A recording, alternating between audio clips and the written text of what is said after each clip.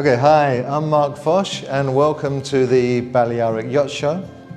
I'm going to prepare today two very simple recipes using some wonderful local fish, and they're really quite simple dishes that can be prepared every day, especially in a yacht kitchen, because a lot of this mise en place you can do and prepare beforehand and then finish the dish off later on.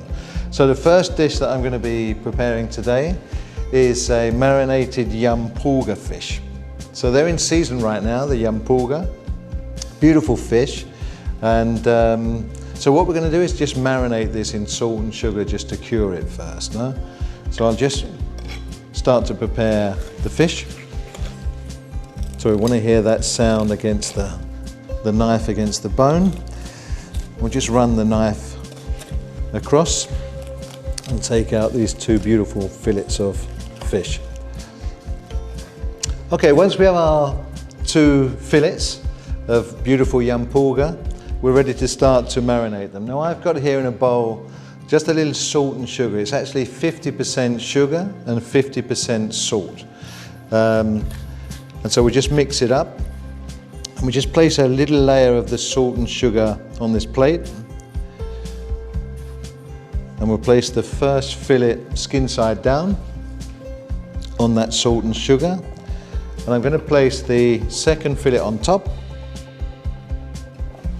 And I'm just going to cover this with the rest of the salt and sugar mixture.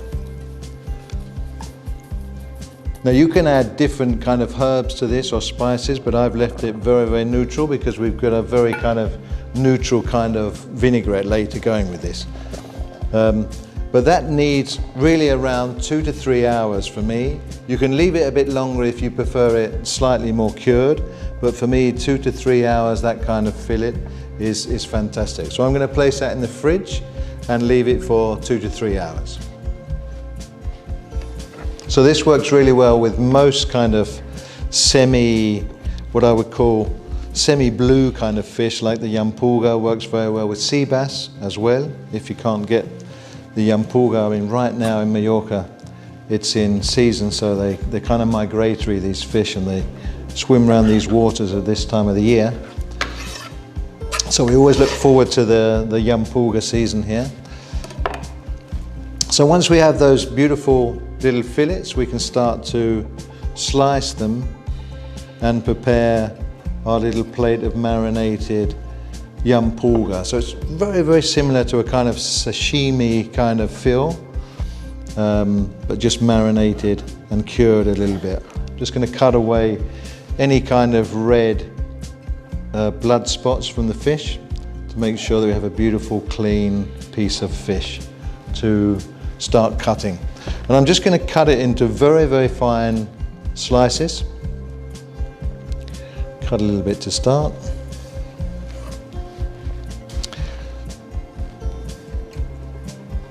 Just into beautiful little pieces like this, and we start to arrange on a plate our fish. So you need a nice sharp knife for this. Shouldn't be too thin, but also not too thick. So you want a little bit of texture on your fish.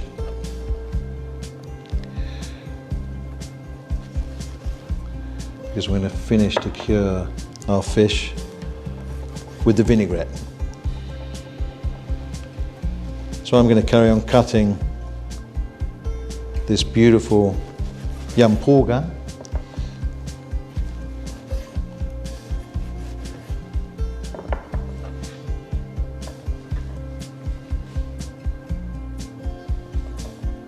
Okay.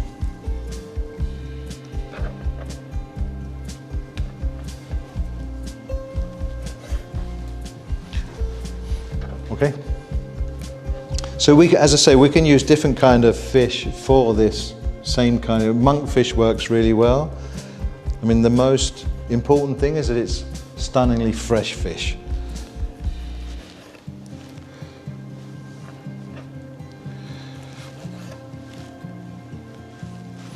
Okay, so once we have our fish cut and it's just beautifully placed on a nice plate there, we're ready to make our little dressing for this fish.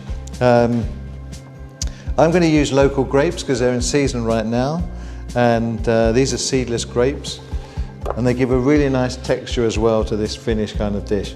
First of all, I'm going to make a tiny little vinaigrette with olive oil. I think it's important to have good olive oil. This is Arbequina local olive oil, and it's also quite fruity, which is important. So don't use a really strong kind of olive oil for this. Use something that's not kind of light and fruity.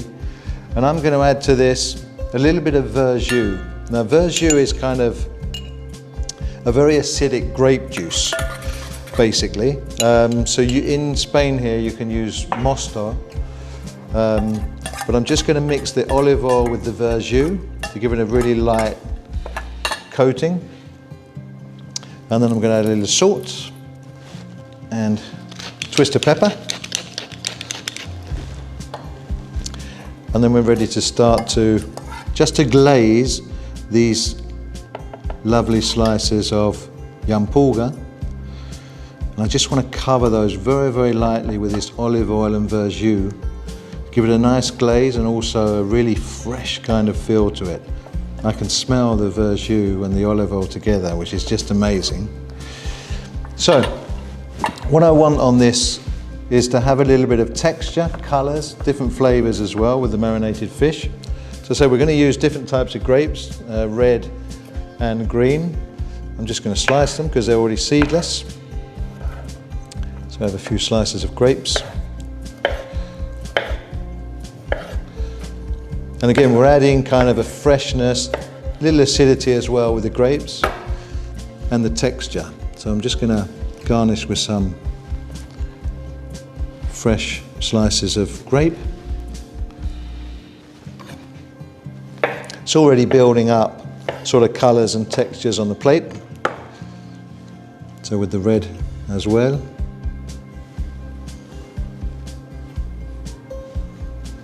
So that's perfect.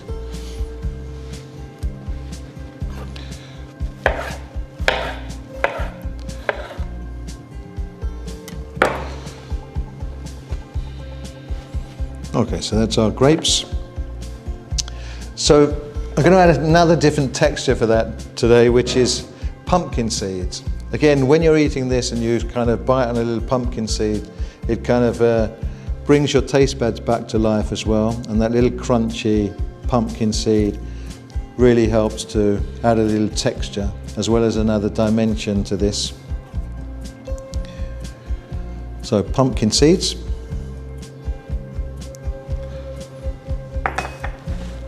So the other thing I'm going to add, again for acidity, and again because it's a local ingredient, these are from a friend of mine's garden, is local capers. So again, acidic, different kind of texture. So we'll start to add the capers.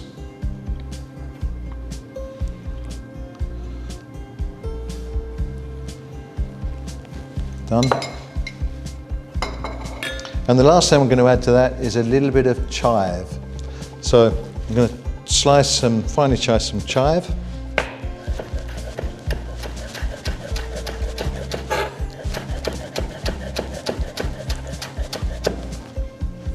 And finish with a little chopped chive over the fish. And as I say, this, if you're cooking on board a yacht, and you want to get things done, prepared beforehand, most of this can be done beforehand and then put together at the last minute. So that's our marinated jampurga with grapes, verjus, olive oil and fresh capers. Looks delicious. Okay, so we're going to carry on with the next dish, which is actually one of my favourite dishes. We're using today sea bass, and we're going to make a very modern version of sea bass a la Mallorquina. So Majorcan style sea bass. So for that we need some beautiful sea bass, nice filleted, deboned. Later on we're going to make a little dressing with pine nuts. I've lightly toasted these. And here I have sultanas. So for the sultanas, I'm just going to bring them to the boil in a little sherry vinegar. And what that's going to do is going to bring on that kind of sweet and sour flavour of the sultanas and the sherry vinegar. And all that sherry vinegar that's in there is going to just be soaked up by the sultanas, and they're going to get nice and plump, and they're going to have an amazing flavour. So I'm just going to put them on here to boil. So these sultanas are just boiling away in that sherry vinegar, and the sherry vinegar is going to disappear, and they're all going to be, those sultanas are going to take on that wonderful flavour. So we're now ready to make our vinaigrette. We've got our sultanas, our lightly toasted pine nuts, and here I've just got some diced tomatoes. Now I've just peeled, de-seeded them, and then diced them. So they're still raw, so they've still got lots of texture. I don't actually blanch them because I always find that you lose quite a lot of flavour when you blanch the tomatoes. So we've left them raw. We're just going to place those into the bowl. Give it a little mix around. We're going to add some sultanas. Again, this mixture is such a great mixture for a vinaigrette. It works really well with any kind of fish, basically. So for the texture, we're going to add some lightly toasted pine nuts. Very, very classic kind of mixture. And of course, good olive oil. So you need quite a lot of olive oil just to bring all those flavours together.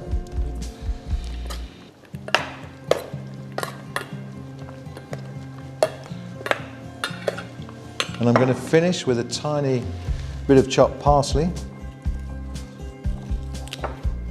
So this is a very classic kind of old Majorcan recipe, but what we've basically done here is we've brought it up into the 21st century a little bit, made a modern version where we kind of keep all the flavours intact, and then we can present it in a simple kind of elegant modern way. So we'll add the chopped parsley to that. So here we have just textures, lots of nice textures and flavours in our vinaigrette. You've got that sweet and sour thing going on with the tomatoes and the sultanas, texture with the pine nuts, and that's our vinaigrette made for the final dish. So we'll set that to one side. Okay, so the next thing that we're going to add to this is a saffron parmentier. So I'm using local saffron. It's about the 4th year, I think, that we've been producing saffron here in Majorca, and it has a beautiful, fresh, floral element to the dish. And I'm mixing it today with potatoes and fish stock. So what I've basically done here is just simple fish stock, some diced potatoes, and I've cooked the potatoes in the fish stock with a little saffron. And now we're going to blend this mixture with a little olive oil to make a kind of saffron, potato and olive oil puree.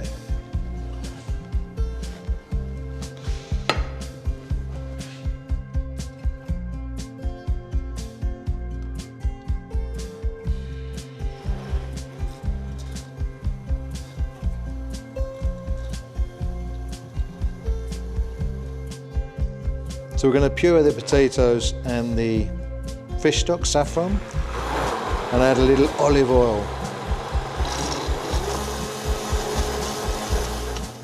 Okay, so we're ready now to crisp up our sea bass in the frying pan. So it's very important that we start with a very hot frying pan. So here I have a nice hot pan. Okay, so it's important that we start with a nice hot frying pan. Now I'm going to add to that a tiny bit of salt. For me, it helps to create a little seal on the bottom of the pan. It stops the skin sticking to the frying pan. A little olive oil, just a tiny bit. And then we're ready to add the sea bass fillets skin side down. So you want to hear that sound. That's a good sound. And we need to caramelize these sea bass fillets on one side to get them nice and crisp, and also caramelized because that caramelization is going to add so much flavour to the fish. So we'll just start by gently pushing them down.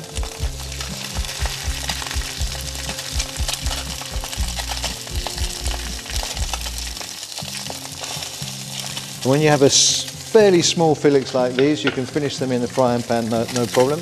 They'll almost cook 90% on the skin. So you can just leave those to start to caramelize and to do their thing.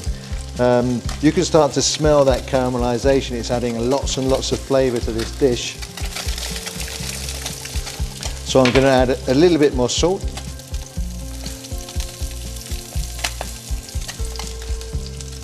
Twist of black pepper.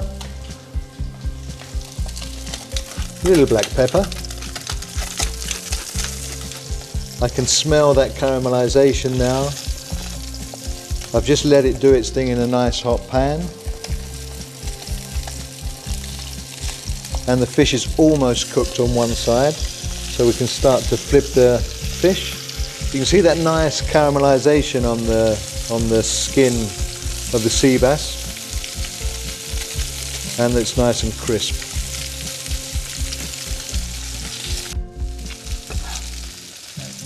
Okay, good. So the last thing I'm going to add to this dish is a little fresh spinach. Now I'm going to take the frying pan off the heat, move those fish to one side, and I'm going to add this fresh spinach into the pan, because really I just want to glaze this spinach in all those juices and the olive oil from the fish. It's got so much flavour in the pan. And I don't want to overcook them, which is why I've taken them off the heat. And as I say, we'll just let them wilt in that hot olive oil. Okay, so now we're ready to plate the final dish. Okay, so we're ready to plate up. We have here our beautiful saffron, potato and olive oil parmentier. And we're going to just add a few spoonfuls into the bottom of this dish. It almost acts like a sauce as well, because it's nice and light. We just got that emulsified, beautiful colour as well. So a few spoonfuls of the parmentier. We're going to add our wilted spinach, just wilted in the juice, the cooking liquid from the fish. Just a little bit of seasoning. Because traditionally the fish was cooked whole and then baked in the oven. But here we've kind of separated all the ingredients, so we've made sure that the fish is perfectly cooked.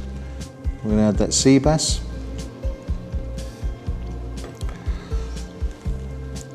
And so the last thing that we're going to add to that is our vinaigrette. So again, we're going to finish with those wonderful flavours and textures. And we're just going to spoon over our vinaigrette over the fish. And that's it, finished. Our sea bass a la Majorquina with a saffron, potato and olive oil parmentier. Hope you enjoy that.